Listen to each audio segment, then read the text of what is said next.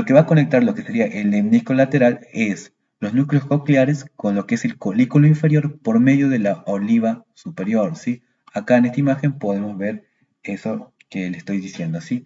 Vamos a tener lo que sería, formaría parte de la vía auditiva que llega hacia el tálamo, vía auditiva, sonido, llega al tálamo y después del tálamo va a llegar a la corteza auditiva, ¿sí?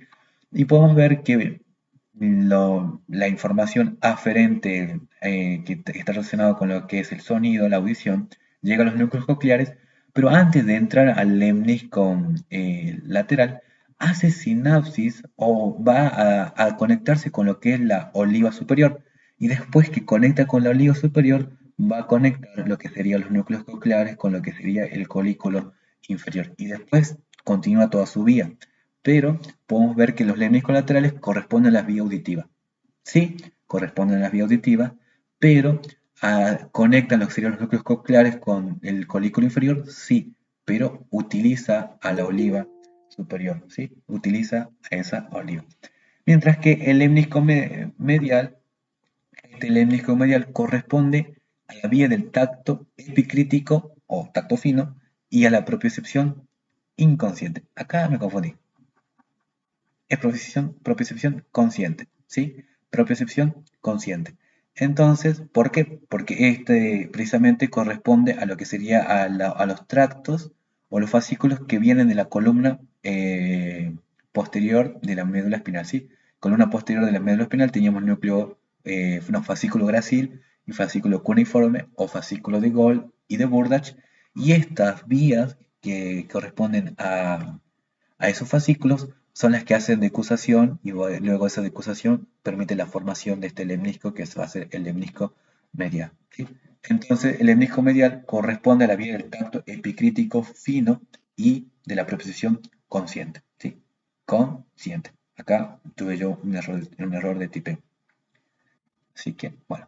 Y los cuerpos geniculados, ¿sí? Los cuerpos geniculados no tienen que olvidarse de esto jamás.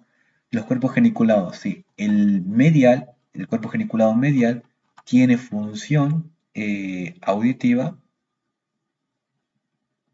y el cuerpo geniculado lateral tiene función visual, ¿sí? Eso no pueden olvidarse de eso, ¿sí? Así que seguimos. Y con respecto a esto, ¿cuál era la otra pregunta? Ah, acá. Eh, Esas serían las vías, ¿sí? La primera neurona de todas las vías sensitivas, se encuentra en el GARD. ¿Qué es el GARD? El GARD, para aquellos que todavía no conocen el GARD sería esta estructura, ¿sí? Esta estructura que tengo acá, que estoy señalando, sería el GARD. GARD quiere decir ganglio anexo de la raíz dorsal, ¿sí? Todas las vías sensitivas tienen su primera neurona a este nivel, ¿sí? Y también tienen una decusación también a este nivel, que sería el nivel del segmento medular, ¿sí? Bueno, perdón, hay algunas que tienen su decusación a este nivel y hay otras que no, ya lo vamos a ver cuáles son. Eso, y después, ¿qué más tenía que aclararles de esto en lo que respecta a vías? Ah, esto. Y la tercera neurona, también de las vías sensitivas que llegan a la corteza, se van a encontrar en este núcleo, que va a ser el núcleo ventro-postro-lateral del tálamo, ¿sí? Se van a encontrar allí, en este núcleo ventro-postro-lateral del tálamo, y a partir de allí llegan hacia lo que es la corteza sensitiva, que se van a encontrar también lo que sería ahí la tercera neurona, ¿sí? Que sería la área 3, 1 y 2 de Brodmann. Bien. Creo que, a ver, seguimos. Bueno, después de la preposición inconsciente, ¿cuál era la pregunta esa? Ah, del palio cerebral. De la vía de la que es la preposición inconsciente, la tercera neurona sí se encuentra en el palio cerebelo. ¿Se acuerdan cuál era la función del palio cerebelo? ¿Hay alguien que me ayuda con esa función? ¿Cuál era la función del palio cerebelo?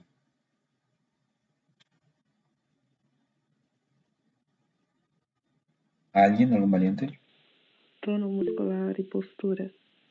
Regula lo que es el tono muscular y la postura, ¿sí? Entonces, el palio cerebelo que tiene que cumplir esa función, que es regular el tono muscular y la postura, va a cumplir esa función por medio de, o por medio de la aferencia de lo que es el tracto espinocerebeloso, ¿sí? Porque el tracto espinocerebeloso, los tractos espinocerebelosos van a transmitir o van a proyectar lo que sería la información relacionada con lo que es la propiocepción. ¿Y qué es la propiocepción? Bueno, la información de la propiocepción tiene que ver con lo que es el tono muscular, es decir, el tono muscular es el estado de semicontracción de los músculos, ¿sí?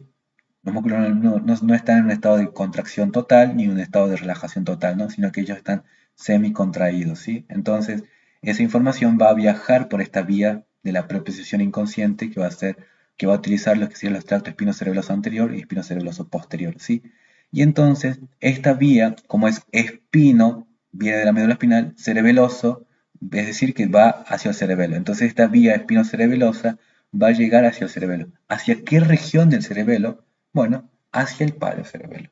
Precisamente también podemos aclarar y ser un poco más específicos. ¿Qué región del palo cerebelo? A los núcleos globoso y emboliforme que corresponden a lo que es el palio cerebelo. Entonces, aquí tenemos ya la corrección de las preguntas que desarrollamos recién, ¿sí? Siguiente, acá. La lámina número 2 del tracto espinotalámico anterior corresponde a lo que sería el tracto protopático. ¿Verdadero o falso? Lo leo.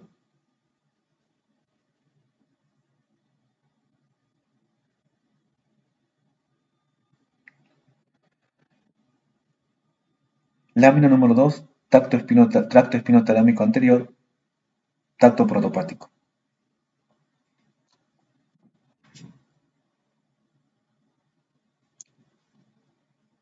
Bueno, parece que es falso. Es falso. Porque no es lámina número 2. La lámina número 2 transmite... Uy, queda una carita. Ay, perdón, me intenté. La lámina número 2 corresponde a lo que sería Van a utilizar el tracto espinotalámico lateral y transmiten lo que sería la termalgesia. Ah, el núcleo gracil y el núcleo cuneiforme van a estar relacionados con el fascículo gracil y fascículo cuneiforme y van a recorrer por el cordón anterior.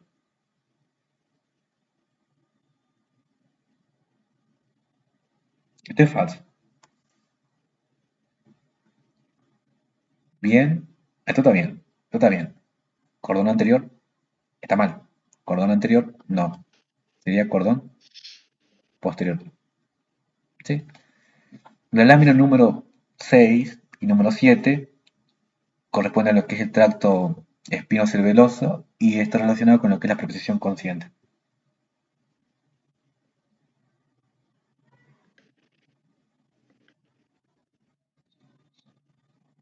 ¿Seguro?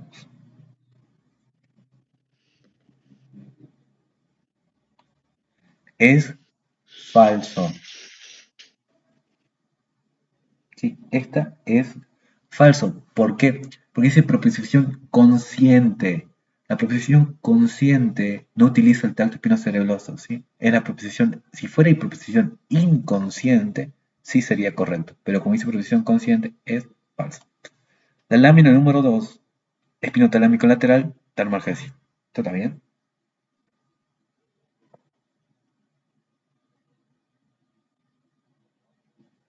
Esta de acá está bien, esta.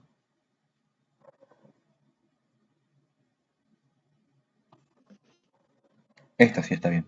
Esta es verdadera. ¿Sí? La decusación de los lemniscos se encuentra a nivel mesencefálico. Decusación de los lemniscos, nivel mesencefálico. Esto está falso. La decusación de las pirámides pertenece a la decusación de las fibras córtico-espinales.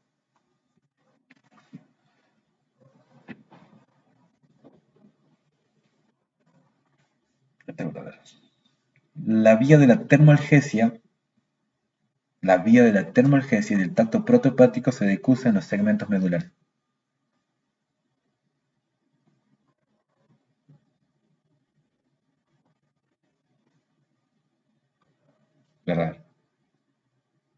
Este es verdadero. Ahí lo vemos.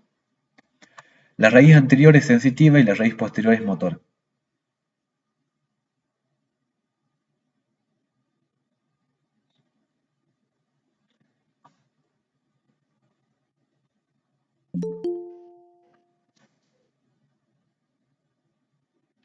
Es falso. Raíz anterior es motora y raíz posterior es sensitiva. Y ahí lo vemos. Bueno, todo este análisis que está acá, bueno, lo van a encontrar acá. Así que es la relación que ustedes la tienen que saber muy, muy bien. Vía la termoalgesia, qué núcleo y qué tracto. Vía de la preposición inconsciente, núcleo y tracto. No voy a sentar a explicar todo esto porque hay más preguntas que tenemos que analizar, ¿sí? Así que acá tienen todo ese dato, todos estos datos para luego cuando se los pase ustedes puedan verlo, ¿sí? Y esto lo tienen que saber muy, muy bien, ¿sí? Esto lo tienen que saber rápido, saber resolver rápido estos datos. Bueno, las decusaciones sí. Aquí me voy a centrar un poquitito más. La decusación de los lemniscos es a nivel vulvar, ¿sí? A nivel vulvar, ¿sí? Que sería precisamente en lo que sería en la parte inferior del bulbo. Ahí vamos a tener la decusación de los lemniscos. Mientras que la decusación de las pirámides es a nivel bulbo pontino. ¿Se acuerdan que nosotros decíamos que uno de los límites de la médula espinal, sería el límite superior, era la decusación de las pirámides, ¿sí? Acá tenemos esta decusación de las pirámides y nosotros decíamos que de aquí para arriba era bulbo, de aquí para abajo era médula espinal, ¿sí? Así que es a nivel bulbo pontino, porque está para, bulbo pontino no, otro error, bulbo medular. ¿Sí? Ahí tuve otro errorcito más. ¿Sí? Bien. Bueno, esto es clarísimo. Raíz sensitiva, raíz dorsal sensitiva, raíz ventral motora. Y bueno, y ahí tienen las respuestas. ¿Sí? Pasamos al tercer módulo. ¿Sí? En este tercer módulo, la vía protopática también no se relaciona con la lámina 2. No, la vía protopática no se relaciona con la lámina número 2. ¿Sí? La vía protopática está relacionada con lo que sería la lámina número 3 y 4, que serían el núcleo propio. ¿Sí? Eso, Livio. La lámina número 2 corresponde a la vía de la termoalgesia. A ver, acá está. Lámina número 2, termoalgesia. Lámina número, ¿dónde está? 3 y 4, tacto protopático o tacto simple. ¿Sí? Ahí está. Bien. Bueno, seguimos. Ahora analizamos tálamo y cerebelo, ¿sí? Que sería el tercer módulo. Hasta ahora vamos dentro de todo. Bien, aclarando algunas dudas ahí. El núcleo ventro-posterolateral del tálamo, el núcleo ventro-posterolateral del tálamo pasan todas las vías pasan las vías sensitivas de todo el cuerpo. ¿Verdadero o falso?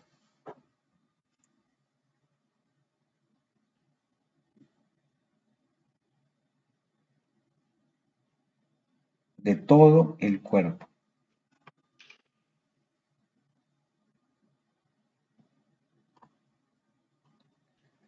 Aunque se sorprendan, ya se dieron cuenta, es falso. Es falso. Ahí vamos a ver por qué. Ya vamos a ver.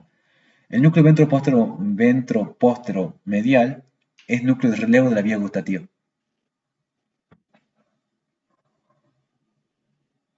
Yo tengo acá una imagen buenísima que se van a acordar de este dato. ¿Sí? Esta es verdadera. La cara medial del tálamo toma contacto con el tercer ventrículo y la cara lateral con el núcleo lenticular.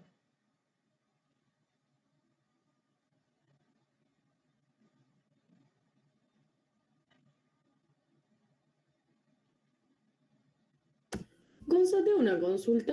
Sí, ¿Las vías sensoriales son realmente importantes?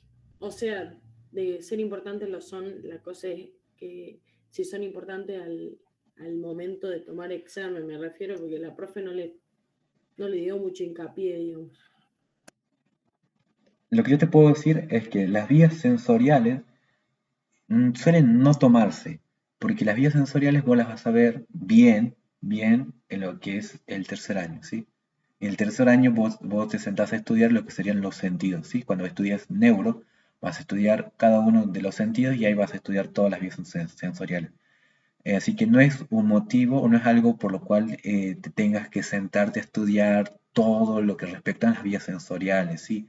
Lo que sí, aprendete los pares craneales, lo que es el recorrido nada más, que sería el óptico, que sería aprendete por dónde pasa, el quiasma óptico y a dónde llega y a dónde se procesa la información. Con que te aprendas eso es suficiente. Lo mismo con el vestíbulo coclear, pero es decir, el vestíbulo coclear ya es un par craneal propiamente dicho, así que eso lo tenés que estudiar completo. Hablando del par craneal, el vestíbulo coclear, ¿sí? Y la vía olfatoria, bueno, aprendete el recorrido, pero así a lo fino de las vías sensoriales, no.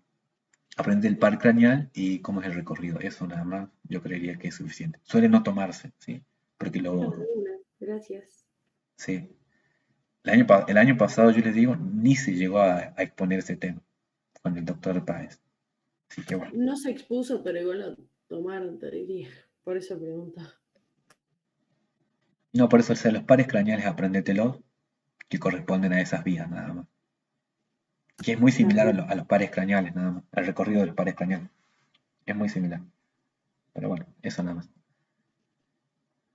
Bueno, esta la mayoría dijo verdadero. Y yo le voy a poner acá en signo de pregunta, porque, o sea, sí tiene relación con el núcleo lenticular, pero primero, antes de relacionarse con el núcleo lenticular, se relaciona con la cápsula interna. ¿Se acuerdan que la cápsula interna rodeaba al tálamo y después de la cápsula interna recién teníamos el núcleo lenticular? Bueno, así que la pongamos ahí entera de juicio. El núcleo ventral anterior retransmite las aferencias de los ganglios basales a la corteza sensitiva.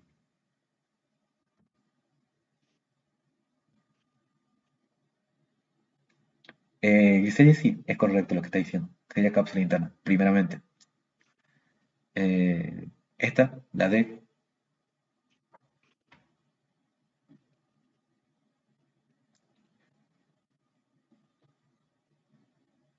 es falsa. Yo les digo una cosa. Los ganglios de la base tienen por lo general todas funciones motoras y miran a dónde va, a la corteza sensitiva. Entonces ahí este dato ya estaría mal, ¿sí? Si dijera corteza motora estaría bien, pero si como dice corteza sensitiva está mal, ¿sí? Por eso es falso, ¿sí? Eh, la vía sensitiva, la vía sensitiva de la cabeza atraviesa el núcleo por el núcleo ventroposteromedial.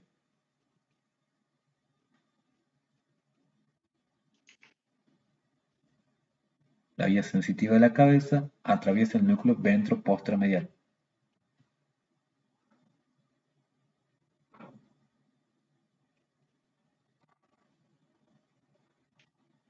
Este es verdadero,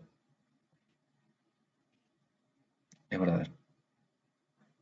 Ahí vamos a ver por qué. El núcleo dorsomedial está asociado con la motivación, conducta y emociones. O sea, el núcleo dorsomedial del tálamo, ¿no?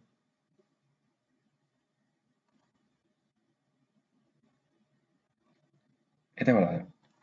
El núcleo anterior del tálamo está relacionado con la memoria.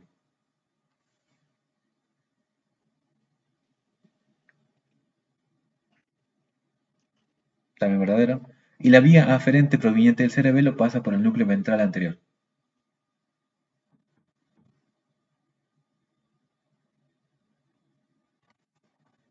Esta también, si no me equivoco, es verdadero. Seguimos. Bien. Acá está. Esta es la imagen que yo quiero que ustedes se graben para que puedan entender esto. Yo sé que muchos acá en esta marcaron que esta era verdadera, pero es falso porque en esto todo el cuerpo, ¿sí? Y acá está la explicación.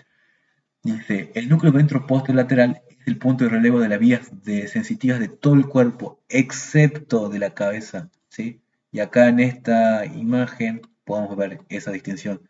Vemos, este sería el núcleo ventro-posterolateral y pasan las vías sensitivas de todo el cuerpo excepto de la cabeza. ¿Y por dónde pasan las vías de las sensitivas de la cabeza? Van a pasar por el núcleo ventral, pues sería el núcleo ventro-posteromedial, ¿sí?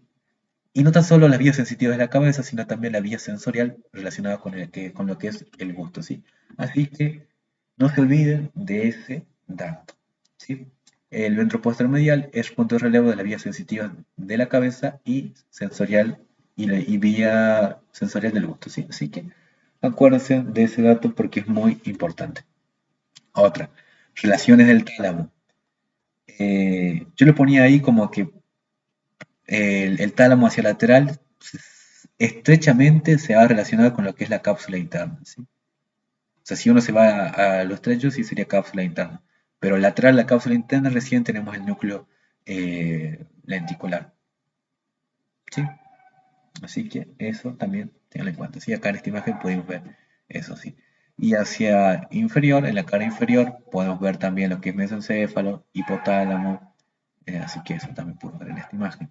Y acá está, esto es lo que ustedes tienen que aprender en lo que respecta a los núcleos del tálamo. Sí, acá está bastante resumido lo que, o sea, es un cuadro bien hecho, que está resumido todas las funciones, tanto dividido en parte por lo que es el núcleo, las eferencias y las funciones de lo que es el tálamo, ¿sí?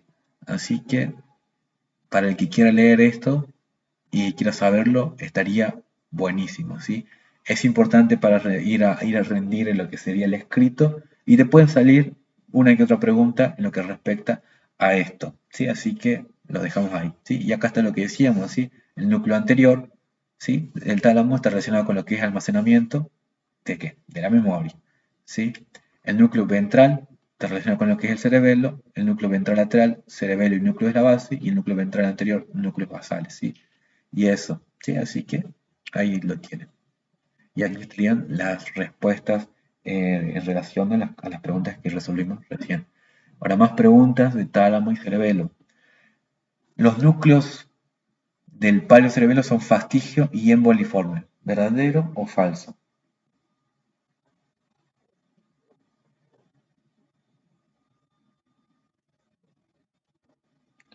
Los núcleos del palio cerebelo son emboliforme y globoso. Es falso. El fastigio es un núcleo del arquicerebelo y está encargado de regular el tono muscular.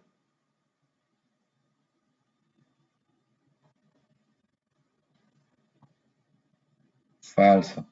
Hasta aquí todo bien, pero cuando llegamos acá, todo mal. Regula lo que es. ¿Qué regula? El equilibrio. ¿Sí?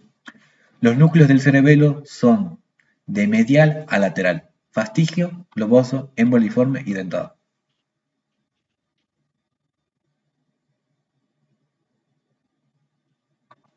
Es verdadero. El neocerebelo está relacionado con el núcleo dentado y la corteza motora.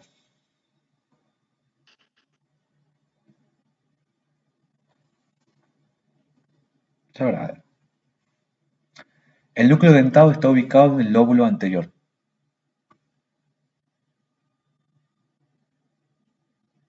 Del cerebelo, ¿no?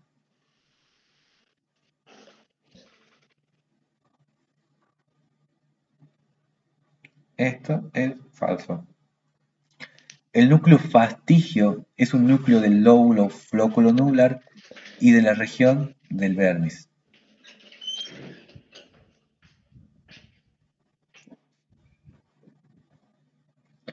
Esta, a ver, es verdadero. Los núcleos del palio cerebelo están ubicados en el paravermis.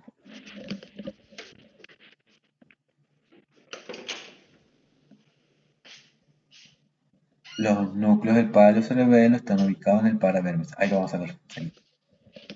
La función del cerebelo es regular la contracción muscular.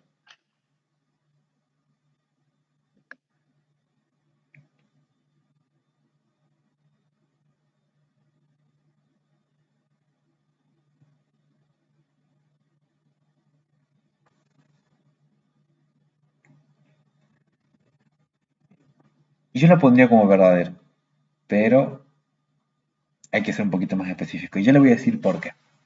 ¿El regula la contracción muscular? Sí la regula, pero ya vamos a ver cómo lo hace. ¿Sí?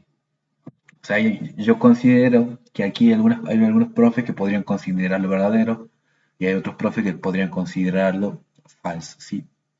Yo lo consideraría verdadero, pero hay que dar su explicación del por qué o cómo es que regulas la contracción muscular. ¿Sí? Es una de las funciones. En realidad es toda su función se basa en eso. Sí, ahí lo vamos a ver. Así que bueno. Bueno, esto sería lo que sería las divisiones, ¿no? Lóbulo anterior, lóbulo posterior y lóbulo flóculo nodular, ¿sí? Pero muchas de las preguntas que veíamos recién estaban relacionadas con esto, ¿sí? A ver, si lo divido bien. Esa sería una. Ahí está. Esta región de que está acá es el vermis, ¿sí? Y esta región que está acá, que está al lado del vermis, es el paravermis. Y esta región que está hacia el lateral sería el hemisferio, ¿sí? Entonces yo en lo que respecta a esto, que serían los núcleos del cerebelo, yo tengo que saber su posición. Entonces, el núcleo fastigio o núcleo fastigial se van a encontrar en el vermis, ¿sí? El núcleo globoso se van a encontrar, y tanto globoso y emboliforme se van a encontrar en lo que es el paravermis, y el núcleo dentado se va a encontrar en lo que son los hemisferios, ¿sí? Que fue lo que le puse en este cuadro. El núcleo, fastigio, región, vermis, lóbulo, flóculo nodular, núcleo globoso y emboliforme paravermal o el paravermis, y van a estar ubicados en el lóbulo anterior. Y el núcleo dentado en el hemisferio y van a estar ubicados en lo que es el lóbulo posterior, ¿sí? Así que esto es lo que tienen que saber en lo que respecta a cerebelo, en lo que es la parte estructural, ¿sí? Configuración interna. Después ustedes también precisan saber sus funciones y cómo regulan cada parte, ¿no? Si es arqui, si es palio y cómo cumple su función, ¿sí?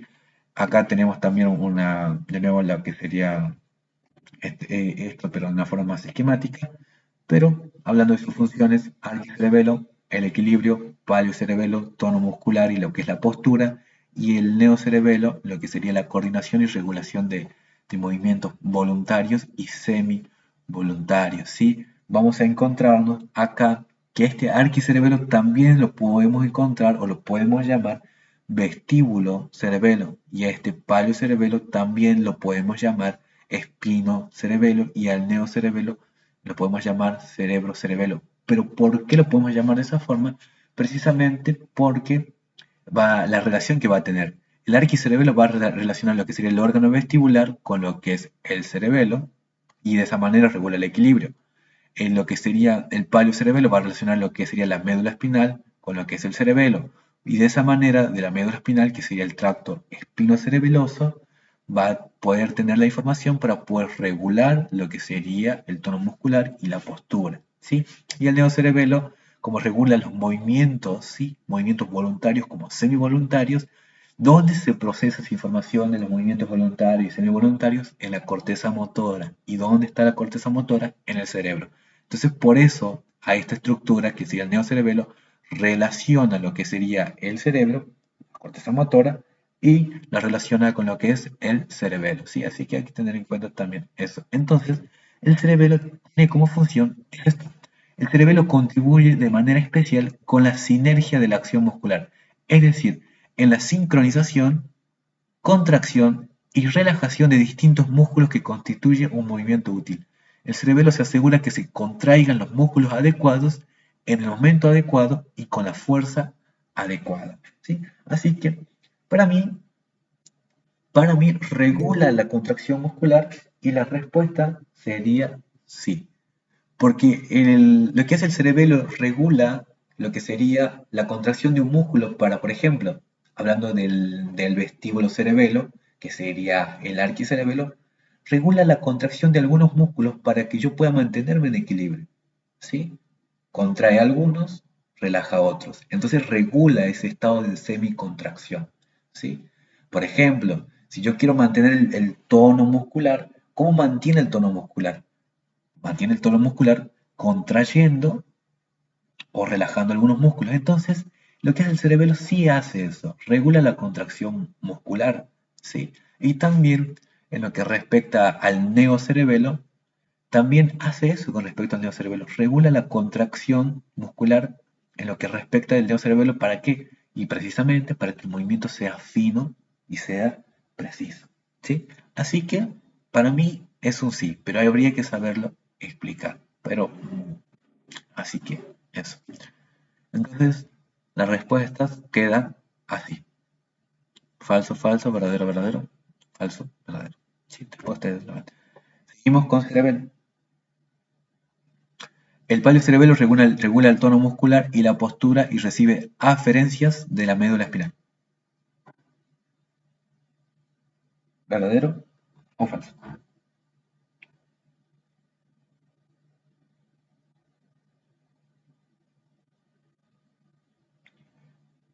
Recibe aferencias de la médula espinal. Y este es verdadero, ¿sí? El verdadero es verdadero. El neocerebelo coordina los movimientos voluntarios. Neocerebelo coordina los movimientos voluntarios y recibe aferencias de la corteza sensitiva.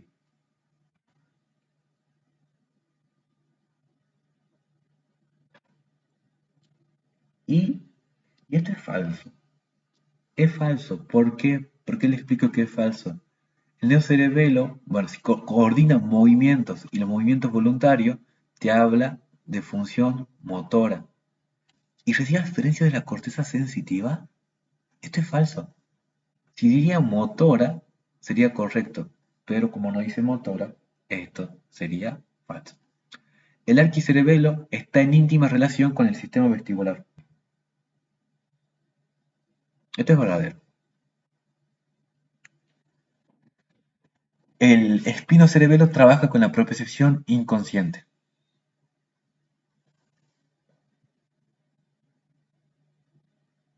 ¿Quién transmite la propiocepción inconsciente? La vía espinocerebelosa. ¿Sí?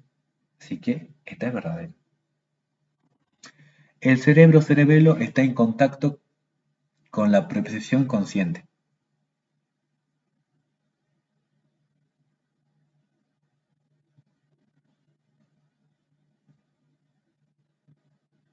Y esto es falso. Es falso. El vestíbulo cerebelo regula el equilibrio. Vestíbulo cerebelo es igual a arquicerebelo.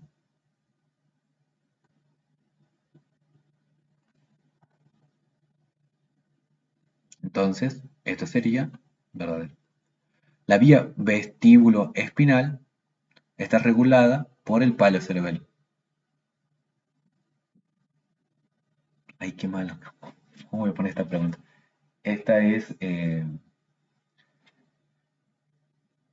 falso. Es falso. Es falso, es falso. Esto estaba difícil. El cerebro cerebelo regula y coordina los movimientos finos.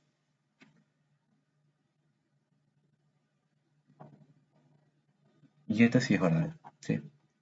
Ahora vamos a la explicación. Bueno, acá está la explicación de todo esto.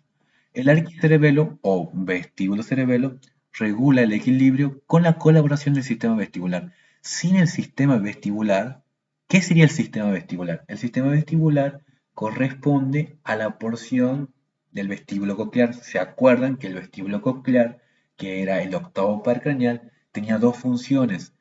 Función coclear era la función auditiva y función vestibular era la función que estaba relacionada con lo que es el equilibrio, ¿sí? Entonces, necesita la colaboración de este sistema, que va a ser el sistema vestibular, que van a ser los conductillos semicirculares, el sáculo y el utrículo, y que están todos relacionados también con el ganglio de Scarpa, ¿sí? Verán cómo se integra todo el contenido, todo lo que uno va estudiando, ¿sí? Así que entonces este arquicerebelo, para cumplir su función, que es regular el equilibrio, necesita del sistema vestibular, ¿sí? El paleocerebelo o espinocerebelo, controla lo que es el tono muscular y la postura, con la colaboración de la vía espinocerebelosa, la cual proyecta la información de la propiocepción inconsciente. Entonces, lo que es la postura y lo que es el tono muscular. ¿Sí? Acá vemos la imagen de lo que es el equilibrio, también de lo que es por parte del arquicerebelo. Y el neocerebelo o cerebro-cerebelo controla la coordinación y la regulación de los movimientos finos. Y esto lo hace con la ayuda de la corteza motora. ¿Sí? Entonces, movimientos finos como enervar la aguja están regulados por lo que es el neocerebelo. ¿Sí? Y así que ahí están, en esta diapositiva está la respuesta o el motivo del por qué es verdadero o por qué es falso cada una de estas preguntas. ¿Sí? Así que, bueno. Ahora vamos al el cuarto módulo donde tenemos una mezcla de todo un poco. ¿Sí? Así que, bueno. En relación al sistema ventricular. Sistema ventricular. Se está hablando acerca de la circulación del líquido cefalorraquídeo. ¿Sí? Los ventrículos laterales se conectan entre sí por el acueducto interventricular.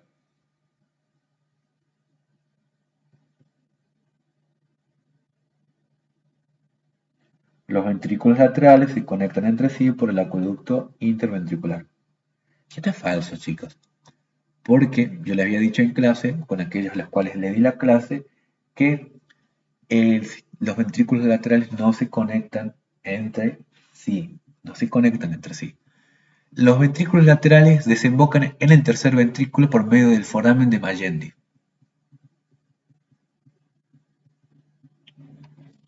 Esto es falso. Es falso. El cuarto ventrículo está conectado con la cisterna magna por los forámenes de Luschka y Magendie y Silvio. Esto también es falso. Y el cuarto ventrículo está conectado con la cisterna magna por los forámenes de Luschka y Magendie.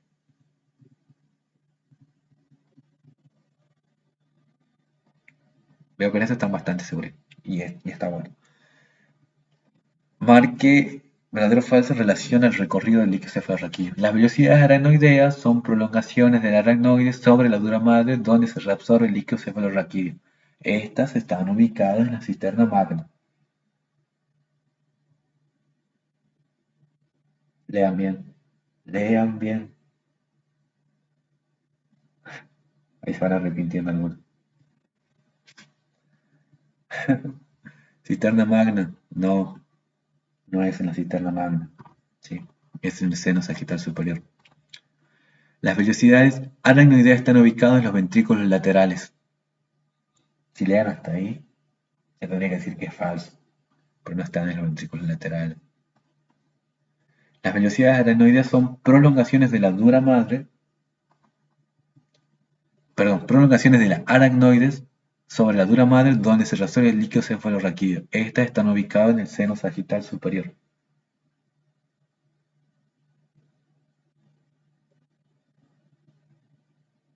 Esta es la correcta. Y solamente hay plexos coroideos en los ventrículos laterales.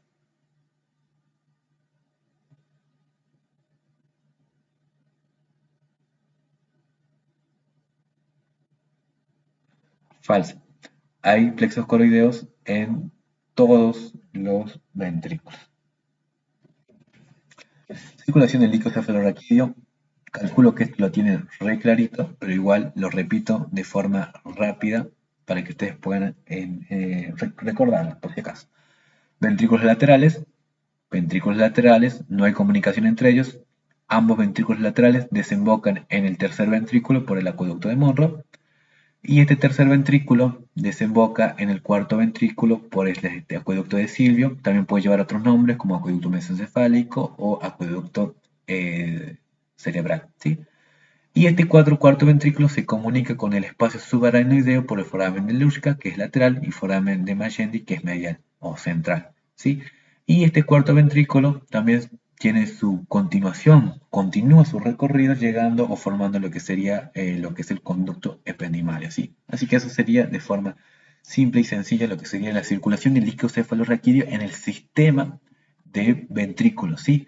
Pero después tenemos que entender también que en este espacio subaracnoideo, que a ver, acá en esta imagen está representado en rosa, ¿sí? Que sería esta exporción de acá, este espacio subaracnoideo también tiene un recorrido. Y ese recorrido va a terminar precisamente acá, en estos senos venosos sagitales superiores, ¿sí? Donde vamos a tener presente lo que serían estas granulaciones o vellosidades aracnoideas, que son prolongaciones de la dura madre sobre son prolongaciones de aracnoides sobre la dura madre. ¿Ven ahí?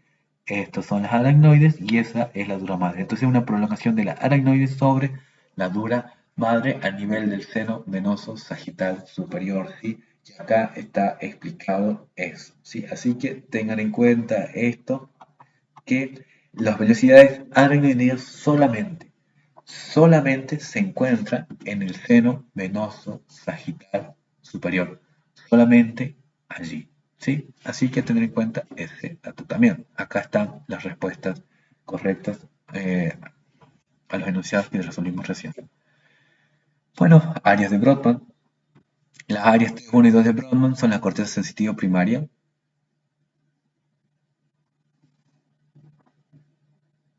Esto tiene que estar 100% seguro. Esto es verdadero.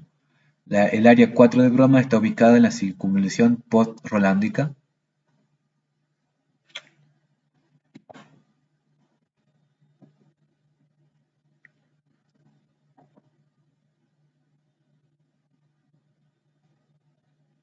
Circunvolución post-rolándica. Esto es falso. La corteza sensitiva está ubicada en la circunvalación post-central. Ahí nos quedan 10 minutos. ¿Puede ser? Bueno, quedan 15.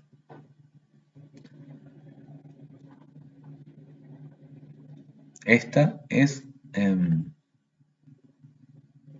a ver, verdadero. Las áreas 17, 18 y 19 procesan información auditiva.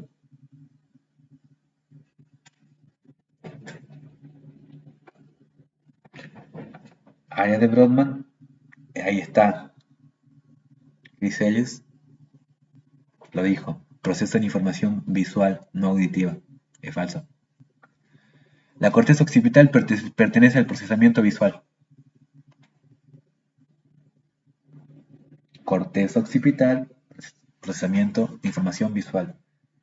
Esta es verdadero. La corteza parietal procesa la información auditiva. Y allí encontramos las áreas 41 y 42 de Brodmann.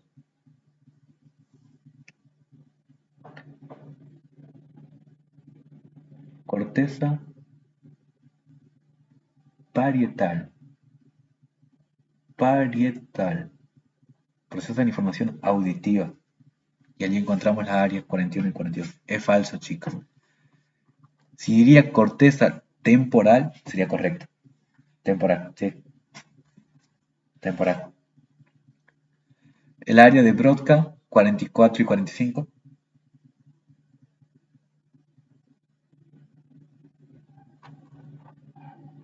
Área de Wernicke, 39 y 40.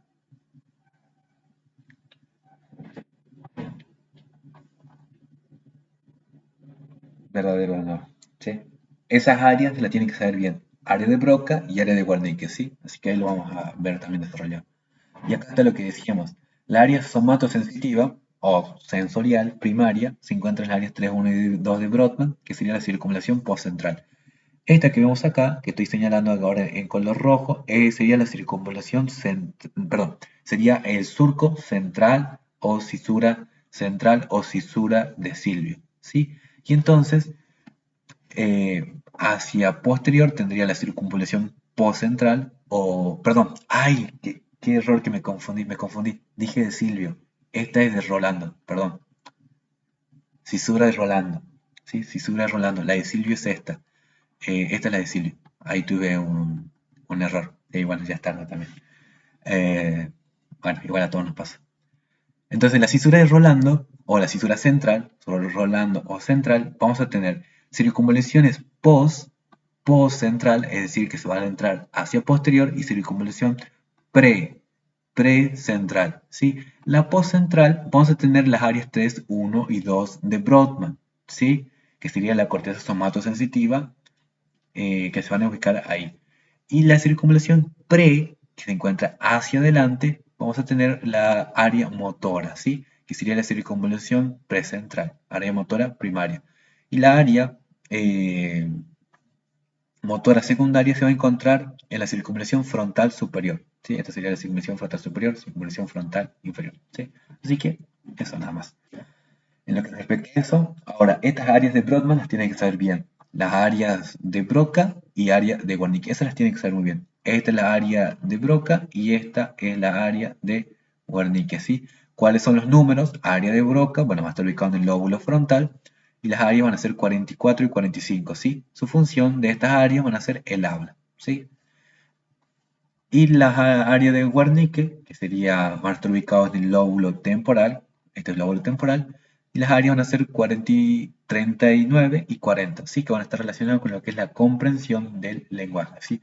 Uno es el hecho de hablar de forma motora, y el otro tiene que ver con, sí se voy a subir la clase de YouTube, tiene que ver con el hecho de la comprensión del lenguaje, precisamente del lenguaje, ¿sí?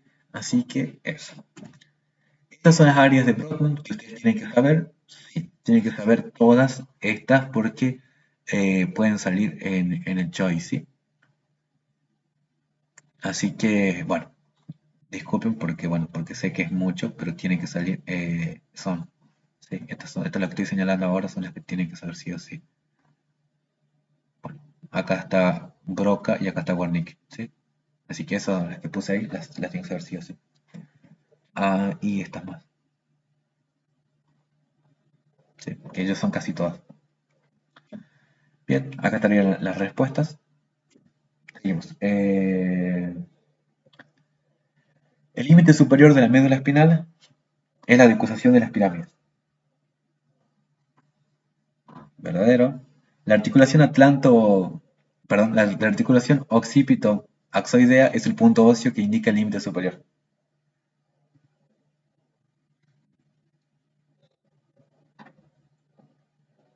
Ay, qué mal el profe. Sabía que se iban a confundir con esta.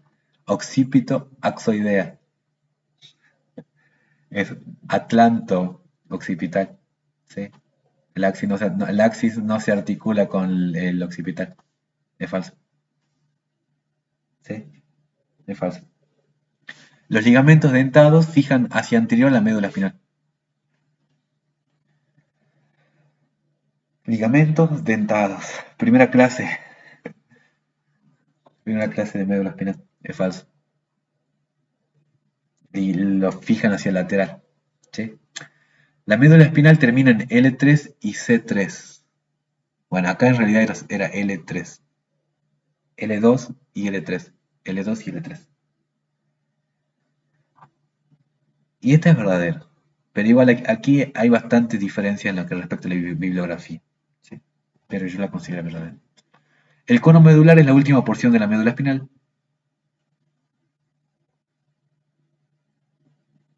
El cono medular es la última porción de la médula espinal. Verdadero. El filum terminal es un nervio raquídeo.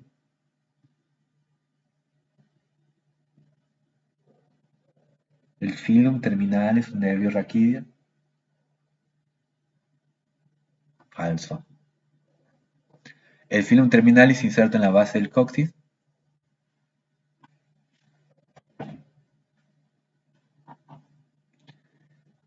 Esto es verdadero. Y llamamos cola de caballo a la agrupación de los nervios raquídeos de la región caudal. Y esta es verdadero. ¿Sí? Acá tenemos todo eso.